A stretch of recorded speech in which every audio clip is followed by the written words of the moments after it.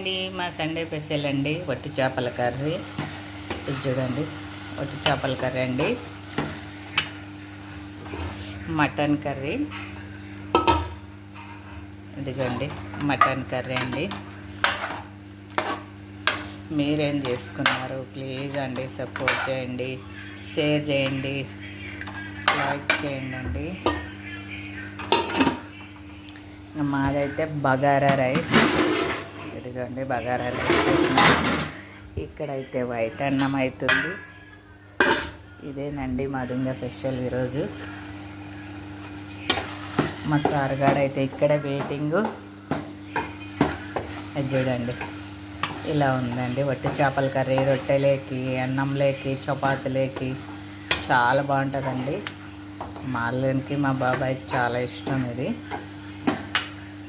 Bye అండి, subscribe.